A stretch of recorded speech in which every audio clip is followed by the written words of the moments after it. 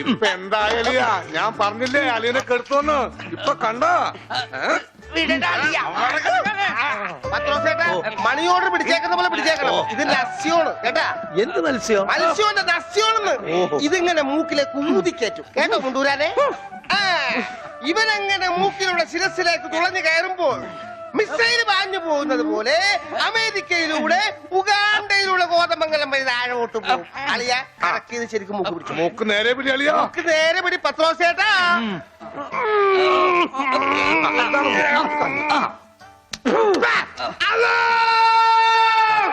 Bank കൊടുക്കുന്നത് പിന്നെ ശിരസി കയറിയ പള്ളി പണി അടിക്കാൻ പറ്റുവാടാ.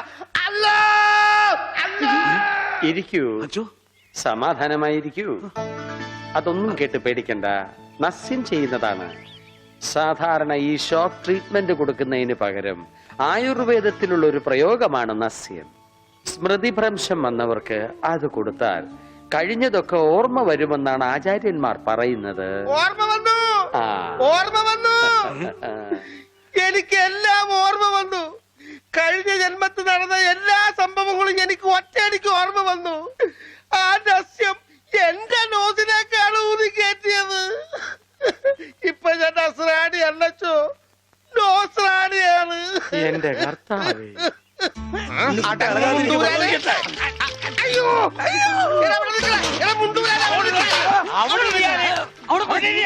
ഇരിക്കടാ അവിടെ, ഇരിക്കുക. 101 കുടം വെള്ളം കോരി തലയിലോട്ട് ഈ കിണറ്റിലെ മുഴുവൻ വെള്ളം എന്റെ തലയിൽ ഒഴിക്കാൻ പോവാണ്. മിണ്ടരുത്. എന്നാ പിന്നെ ഞാൻ ഈ കിണറ്റിലിറങ്ങി കിടന്നാ പോരെ? ഈ കിണറിന്റെ ആഴം എത്രയാണെന്ന് അറിയാമോ നിനക്ക്? ഇല്ല, അച്ഛൻ പോയി നോക്കിട്ട് വാ. നോക്കിയിട്ട് വന്നാ കുളിക്കുമോ? കുളിക്കാം. നോക്കാം. ഏകദേശം നല്ല ആഴമുണ്ട്.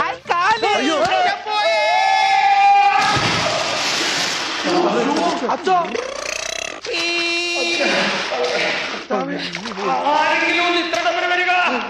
അയ്യോ,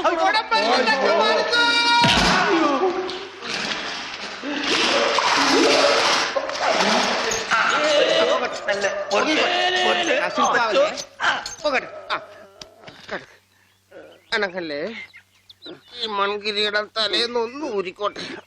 കുടത്തിന്റെ ബാക്കി അച്ഛൻ വിഴുങ്ങിയ. അച്ഛന്റെ വയറ്റിൽ ഇത്രക്ക് മത്സ്യസമ്പത്താ.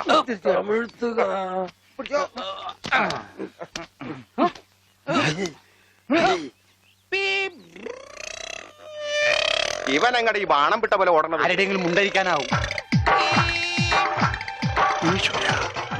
അവൻ പഞ്ചവർണ്ണത്തിന്റെ മുണ്ടു പറിക്കാൻ പോകും.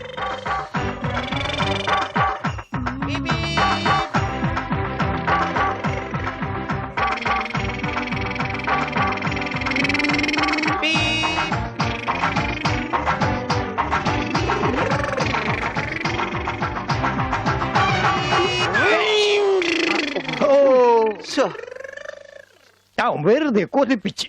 അല്ലേലും ഇവനൊന്നും ആവശ്യത്തിന് ഉപകരിക്കില്ല.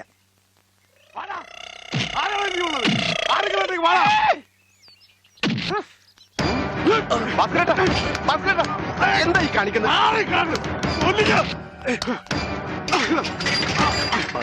നമുക്ക് കോംപ്രമൈസ് ഇല്ല. അടിയിൽ ഒരു കോംപ്രമൈസ് ഇല്ല. ഈ വര കടന്നു വന്നവരാരും അമ്മയെ കണ്ട് മരിച്ചിട്ടില്ല. ഈ റൗഡി ഭാസ്കരൻ പുലിയാടാ, പുലി. ഭാസ്കരൻ മുണ്ട് മടക്കി കുത്തിയിട്ടുണ്ടെങ്കിൽ ഇവിടെ ചോരപ്പുഴ ഒഴുകൂടാ.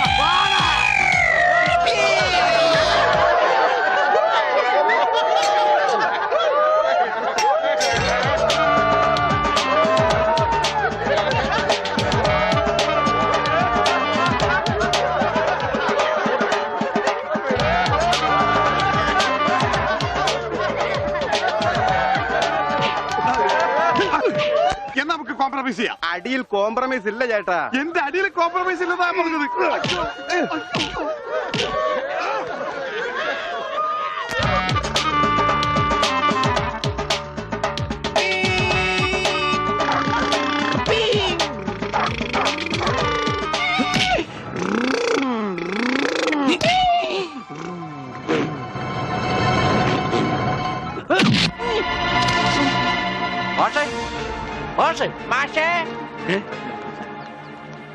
എന്താണ് അച്ഛാ, ഇത് കണ്ട? എന്താ ഗോപി? ചെക്കനെ മര്യാദക്ക് വളർത്തിയില്ലല്ലോ, നാട്ടുകാരെ തല്ലുണ്ടു ചാവും. എന്താ ഉണ്ണി എന്താ ഒരു പറയണേ കുരുത്തക്കേടായിട്ട് ഒപ്പിച്ചു വന്നിട്ട് കൂസലില്ലാണ്ട് നിൽക്കണം കണ്ടില്ലേ? നാട്ടുകാർക്ക് മുണ്ടെടുത്തോണ്ട് നടക്കാൻ പറ്റില്ല വെച്ചാ ഇവിടെ മനുഷ്യർക്ക് നാണോ മാനായിട്ട് ജീവിക്കണം. ഇവനെ പിടിച്ചു പോലെ ചങ്ങലേനും ഞാനിത് എങ്ങനെയാണോ സഹിക്കുക? ഈ വീടിന്റെ മുറ്റത്ത് വന്നിരുന്ന ഒരുത്തൻ ഇത്ര കർക്കശമായിട്ട് സംസാരിച്ചിട്ടില്ല. അപ്പൊ സ്വന്തം മോനെ നാട്ടുകാർ കഴുതി പിടിച്ച് തള്ളുകയെന്ന് വെച്ചാൽ ഹായ് ആരത്ര ഉണ്ട് അച്ഛാ? ഉണ്ണി അച്ഛനെ കരുതി തള്ളി ഉവ്വ. ഒന്നുമില്ല. ഞാൻ അരുത്, ആ പാവത്തിനെ അടിക്കരുത്. പറയുന്നത് കേൾക്കൂ, അടിക്കരുത്.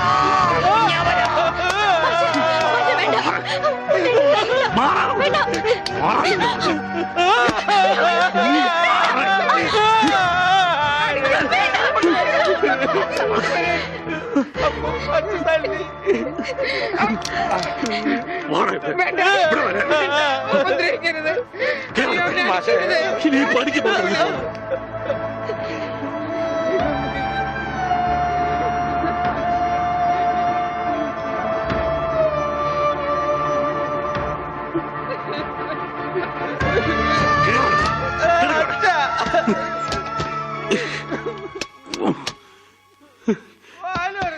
വേണ്ടായിരുന്നു, ഇവനെ കണ്ടു കിട്ടണ്ടായിരുന്നു. ഒന്നും മനഃപൂർവ്വമല്ലല്ലോ മാഷെ. ഉണ്ണിയേട്ടന്റെ അസുഖമല്ലേ ഇങ്ങനെയൊക്കെ ചെയ്യിക്കുന്നേ?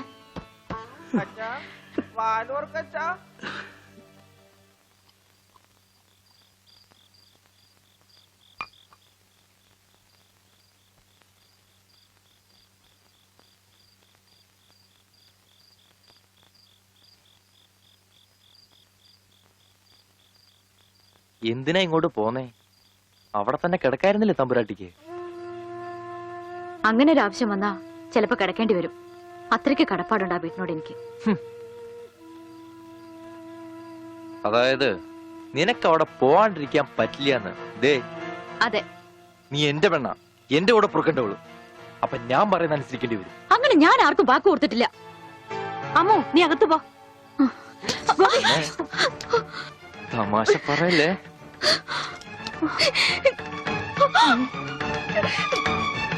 നീ എന്റെ പെണ്ണാണെന്നുള്ളത് നാട്ടുകാരെ അറിയിക്കേണ്ട കാര്യം എനിക്കില്ല. എന്നാലും നാട്ടുകാർ കാണുക എനിക്കൊരു താലി കെട്ടണം. അതിന് എന്നെ കൊണ്ടായില്ലെങ്കിൽ ചാവണതാ ഭേദം, അല്ലെങ്കിൽ നിന്നെ കൊല്ലണം.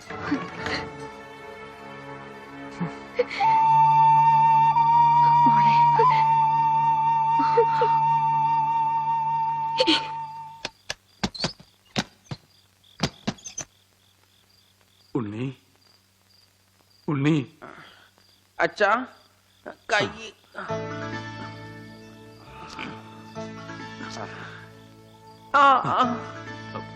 അച്ഛൻ തല്ലിയത് മോന് വല്ലാതെ നൊന്തോ? അമ്മ പറഞ്ഞല്ല, അച്ഛൻ തല്ലിയത് ഞാൻ നന്നാവാൻ വേണ്ടിട്ടാണ്. ഞാൻ നന്നായി അച്ഛാ. അച്ഛൻ എന്തിനാ കരയണേ? എന്നെ ഇഷ്ടായില്ലെങ്കി എവിടെങ്കിലും കൊണ്ടേ കളഞ്ഞേക്ക്. എന്താ ഉണ്ണി ഇങ്ങനൊക്കെ പറയണേ? ഇവിടെ ആർക്കാ നിന്നെ ഇഷ്ടമല്ലാത്ത? എല്ലാവർക്കും എന്നെ ഇഷ്ടാണോ? പിന്നെ അച്ഛൻ എന്നെ ഇഷ്ടാണോ? അതെ, സത്യം. സത്യം. എന്നാ എന്നെ പുറത്തു വിടുവോ? എന്തിനാ? വെറുതെ കാണിക്കാനാ? പിന്നെന്തിനാ ഇപ്പൊ പുറത്തു പോണേ? എന്റെ കഴുത്തെ പിടിച്ച് തള്ളിക്കൊണ്ടെന്നില്ലേ? ആര്? ഗോപിക്കുട്ടനോ? ആ, ആ, അവന്റെ മുണ്ട് എനിക്ക് പറിക്കണം. എന്നെ അനുഗ്രഹിക്കൂ അച്ഛാ. എന്നെ പുറത്തു വിടൂ, പുറത്തു വിടൂ അച്ഛാ. ഗോപിക്കുട്ടരെ ശരിയാക്കണം.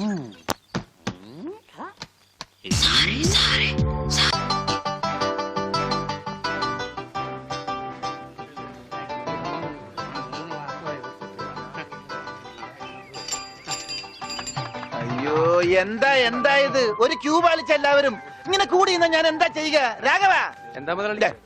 നിന്നോട് പലതവണ ഞാൻ പറഞ്ഞിട്ടുണ്ട് മുതലാളി എന്ന് വിളിക്കരുതെന്ന്. നീ എന്നെ സാറേ എന്ന് വിളിച്ചാ മതി. നീ പോയി സാറിന് ചായ മേടിച്ചുണ്ടാ ചെല്ല്. കൃഷ്ണൻകുട്ടി, 4 ദിവസവും ഞാൻ തുണി കൊടുത്തിട്ട് ഇതുവരെ തയ്ച്ചു കിട്ടിയിട്ടില്ല. ഞാൻ കൊടുത്തിട്ട് 7 ദിവസമായി. നിങ്ങൾ ഇങ്ങനെ എല്ലാരും കൂടി ബഹളം വെച്ചാൽ ഞാൻ എന്ത് ചെയ്യാനാ? തുണി ഇങ്ങനെ വെറുതെ കൂട്ടി തന്നാ മതിയാ? നല്ല ഉറപ്പ് വേണ്ടേ? അതിന് സമയം എടുക്കും. ഗ്യാരണ്ടി ഉള്ള സ്റ്റിച്ചിങ് ഇവിടെ. ഗ്യാരണ്ടിയോ? അതെ, 6 മാസത്തെ ഗ്യാരണ്ടി. 6 മാസം കഴിഞ്ഞാലോ? ഗ്യാരണ്ടി കഴിഞ്ഞു. കൃഷ്ണൻകുട്ടി, ആ, എനിക്കും അടിക്കണ 2 പാന്റ്. ഓ, ഭാസ്കരേട്ടനും കൂടി പാന്റ് എടുക്കുമ്പം നമ്മുടെ ഗ്രാമം പാൻസിന്റെ കാര്യത്തിൽ സമ്പൂർണ്ണ സാക്ഷരത നേടും. ഇതെന്താടാ പാന്റ് നീ വാടകയ്ക്കും കൊടുത്തു? അതെ, അടുത്തുള്ള ഗ്രാമത്തിൽ നിന്ന് ആരെങ്കിലും കല്യാണം മറ്റോ വിളിക്കാനായിട്ട് മുണ്ടെടുത്ത് വന്നാല് ഇവിടുന്ന് പാന്റ് എടുത്ത് അവർക്ക് അപമാന ഭീതി ഇല്ലാതെ നടക്കാം. മണിക്കൂറിന് 10 രൂപ 75 പൈസ. എന്താടാ 75 അത് അലവൻസ് ആണ്, വാഷിംഗ് അലവൻസ്. നീ കൊറേ നേടുന്നുണ്ടല്ലോ. ഇത് റോൾഡ് ഗോൾഡാ. അളവെടുക്കട്ടെ? നിക്കല്ലേ. ഒരു പാന്റ് അടിക്കാൻ എന്താടാ കൂലി? കൂലിയല്ല, ഫീസ് 150 രൂപ ഉള്ളൂ. 150 രൂപയെ? ഞാൻ ഒരു 50 രൂപ വരും. അയ്യോ, 50 രൂപ ട്രൗസർ അടിക്കാനേ പറ്റുള്ളൂ. ട്രൗസർ മതി. എന്നാ അളവെടുക്കട്ടെ? ഇതെന്താ ട്രൗസർ ആകുമ്പോ വള്ളി വേണ്ടേ? വള്ളി വേണ്ട, വള്ളിക്കുള്ള തുണി തികയില്ല. ആണോ? അപ്പൊ ഇവിടെ നിന്ന് എടുക്കാം. ഇറക്കം ഇത് മതി. അരയിഞ്ച്. അല്ല, ചെരുപ്പ് വരെ ഇരുന്നോട്ടെ. ചെരുപ്പ് വരെ അല്ലേ? അല്ല, ചെരുപ്പ് വരാകുമ്പോ അത് പാന്റ് ആവൂലേ? പാന്റ് വേണ്ട, ട്രൗസർ. ചെരുപ്പ് വരാൻ നീളമുള്ള ട്രൗസർ ഇറക്കം കൂടാൻ നേരത്ത് 2 മതി. പാന്റ് ഒന്നുമില്ല. അതെ, ഇന്നീ കുട്ടി എന്നാ ഞങ്ങൾക്ക് ട്രൗസർ മതി. അയ്യടാ, ട്രൗസർ എടുക്കാൻ പറ്റിയ പ്രായം. തനക്ക് തുണി ഇല്ലാതെ നടന്നാ മതി. പണ്ടാരും ചെയ്യും. ഞാൻ പച്ച തുണിയാ കൊടുത്തത്. ഞാൻ നീലയാ കൊടുത്തത്. ഞങ്ങളെ കാല് തിരിഞ്ഞു പോയി. തല തിരിഞ്ഞു പോയെന്ന് കേട്ടിട്ടുണ്ട്. കാല് തിരിഞ്ഞു പോയെന്ന് ആദ്യമായിട്ട് കേൾക്കാൻ. പല ഡോക്ടറെ കൂടെ കാണിക്കണോ? ഡോക്ടറെ കാണേണ്ട നീ ആയിരിക്കും. ഞങ്ങളുടെ കാലും മര്യാദക്ക് മാറ്റി വെച്ചതാ. എവിടെ മാറിപ്പോയെന്നാണ് ഈ പറയണത്? തന്റെ പാന്റിന്റെ കളർ എന്താ? നീല. ഇങ്ങനെ നീങ്ങിന്നേ. ഇത് നീലയായില്ലേ? തനിപ്പുറത്ത് വന്നേ. പുറത്ത് വാടോ. വെളിച്ചപ്പാടിന്റെ പാന്റിന്റെ കളർ എന്താ? പച്ച. പച്ചയല്ലേ 2 കാലും? എന്താ പറയണം? നടക്കുമ്പോ അങ്ങനെ അഡ്ജസ്റ്റ് ചെയ്താ പോരെ? ശരിയാ. പോ ചെല്ല്. മിസ്റ്റർ പ്രഭാകർ, നിന്റെ ആന ഒരു ദിവസത്തേക്ക് വേണ്ടി വരും എനിക്ക്. എന്റെ പുതിയ കടയുടെ ഉദ്ഘാടനത്തിനാ. ഈ ആന ഉദ്ഘാടനം ഒന്നും ചെയ്യില്ലേ? വല്ല മന്ത്രിമാരെ കൊണ്ട് ചെയ്യിച്ചാ പോരെ? അയ്യോ, എനിക്ക് ആ കട കൊണ്ട് ജീവിക്കാനാ, അടച്ചുപൂട്ടാനല്ല. നീയൊക്കെ പാന്റ് അല്ല എന്ത് തന്നെ കൊടുത്താലും ഈ നാട് ഡെവലപ്പ് ആവില്ല. ഉണ്ണിയില്ലേ ഇവിടെ? ഇനി അടുത്ത മാസം 1-ാം തീയതി വരെ ഇതുകൊണ്ട് തൃപ്തിപ്പെടണം, അനുഗ്രഹിക്കണം. ആനയാണ്. എന്താടോ ഇത് ആനയ്ക്കുള്ളതാ? അല്ല, ഇതൊരു ഉപകാരമാണ്. ഉപകാരമല്ലടോ, ഉപകാരം. രണ്ടും ഒന്ന് തന്നെ മാഷേ. സമ്മാനം ഉണ്ണിക്കൊള്ളതാ. അതെ മാഷേ, ഈ നാടിന്റെ മുഖച്ഛായ മാറ്റിയത് ഉണ്ണിയാ. നാട്ടിലൊരു വലിയ തയ്യക്കട ഉണ്ടായതും ഉണ്ണി കാരണമാ. അതുകൊണ്ട് ഈ സമ്മാനം ഉണ്ണിക്കൊള്ളതാ. ഉണ്ണിയേ അവിടെ നിൽക്കേ. അവനിപ്പോ ഇതിന്റെ ആവശ്യമൊന്നുമില്ല. ഇതുകൊണ്ട് തീർന്നില്ല മാഷേ. യഥാർത്ഥ ബിസിനസ് ഞാൻ പറയാൻ പോണുള്ളൂ. എന്താ നിന്റെ യഥാർത്ഥ ബിസിനസ്? അല്ല, അടുത്ത ഗ്രാമത്തിൽ ആർക്കും പാന്റ് ഇല്ല. വെറും കൺട്രി ഗ്രാമം. ഉണ്ണിയെ ഒരു തിങ്കളാഴ്ച അങ്ങനെ ഇറക്കി വിട്ട ബുധനാഴ്ച എനിക്ക് കട തുടങ്ങാം. 50-50. അതാ കടയുടെ പേര്? ഏയ്, നമ്മൾ തമ്മിലുള്ള ലാഭക്കരാറാണ് 50-50. ഉണ്ണിയെ ഒന്ന് ഇറക്കി വിടുവോ മാഷെ? അങ്ങോട്ട് തോന്നിക്ക്. ഉണ്ണിയ ഉണ്ണിയേ എന്താ മാഷെ? ചന്തിക്ക് ഇപ്പൊ ഇതിരിക്കട്ടെ, ബാക്കി 50 അടുത്ത ബുധനാഴ്ച. ഉണ്ണിയെ കാണാനെന്നും പറഞ്ഞു ഒരുത്തടി പഠിക്കാതെ കയറിപ്പോയത് അടിച്ചു വെച്ച പുടവളിയില് അവന്റെ പോടോ അങ്ങാണെങ്കിലും. എന്നാ കൃഷ്ണൻകുട്ടി കടയുടെ ഉദ്ഘാടനം? അത് പറയാൻ മറന്നുപോയി. നിന്റെ അമ്മൂമ്മയുടെ 16 അടി എന്തിന്? കവലക്കാണെങ്കിൽ ലിഫ്റ്റ് തരാം. എടോ, ആനയുടെ ഡ്രൈവറെ പറഞ്ഞു അമ്മൂന് കൊടുക്കൂ. ഓ മോനെ, ആ കത്തൊന്ന് മേടിച്ച് ഇങ്ങോട്ട് വാ. ഇത് വന്നിട്ട് തരാം കേട്ടാ. വാ ഇങ്ങോട്ട് വാനെ. കത്ത് മേടിക്കാനേ. ശബ്ദം ഉണ്ടാക്കല്ലേ. കത്ത് മേടിക്കാനേ. ഇങ്ങോട്ട് മേടിക്കാനേ കത്ത്. ഇങ്ങോട്ട് മേടിക്കും. മേടിച്ചോ? മേടിക്കാനകത്ത് അങ്ങനെ. അതെ, ഈ തുമ്പിക്കൈയിൽ വെച്ചിട്ടേ ഈ ലഡു ഒന്ന് അവന് കൊടുക്കാൻ പറഞ്ഞേ. തനിക്കല്ല, അവന്. ഉണ്ണി ഈ ലഡു അവന് കൊടുക്കാനേ.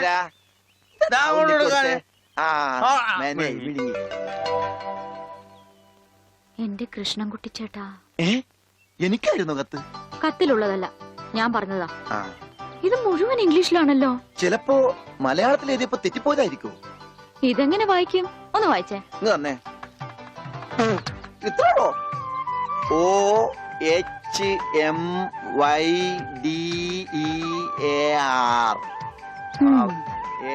ഇങ്ങനെ വായിക്കാൻ ആർക്കാ പറ്റാത്തത്? കൂട്ടി വായിക്കേ. ഇത് കൂട്ടക്ഷരമാണ്. ഈ ഡോക്ടർമാർ എഴുതൂലേ അതുപോലത്തെ. ഇത് കൂട്ടി വായിക്കണമെങ്കിൽ ഇംഗ്ലീഷ് മരുന്നിടെ തന്നെ കൊണ്ടുപോകണം. ഇത് ആർക്കാ? അമ്മൂന. പിന്നെ ആരോടും പറയരുത്. അകത്ത് മുതലാളിയോട് ചോദിക്കാൻ പോയതാവും അല്ലേ? ഇത് ആഹാരത്തിന് ശേഷം 3 നേരം. ഇത് വേദനയപ്പ കഴിക്കുക. വേദന ആർക്ക്? അപ്പൊ താൻ ഇങ്ങനെയല്ലേ മരുന്ന് കൊടുക്കുന്നത്? ശരിയാക്കി തരാടോ, ശരിയാക്കി തരാ. ഈ കണക്കിന് തന്നെ വിശ്വസിച്ചൊരു പെണ്ണ് ലവ് ലെറ്റർ തന്നാ താൻ അവർക്ക് കൊടുക്കുന്ന വയറിളക്കാനുള്ള മരുന്നായിരിക്കുമല്ല. വന്നേ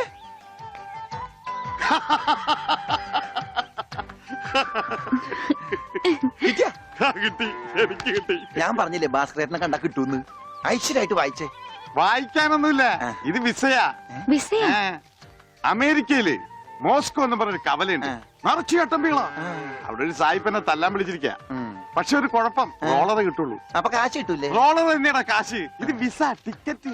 ഇത് ടിക്കറ്റ് വിസയൊന്നും അല്ല, ഇത് ലവ് ലെറ്ററാ, പ്രേമലേപനം. ലവ് ലെറ്ററാ? Who are you? ആരാ എഴുതിയത്? അയ്യടാ, ചേട്ടനല്ല. അത്രക്ക് ദാരിദ്ര്യമുള്ള പെണ്ണുങ്ങളൊന്നും ഈ നാട്ടിലില്ല. ഇതേ നമ്മടെ ഉണ്ണി അമ്മൂന് എഴുതിയ കത്ത. അത് ശരി.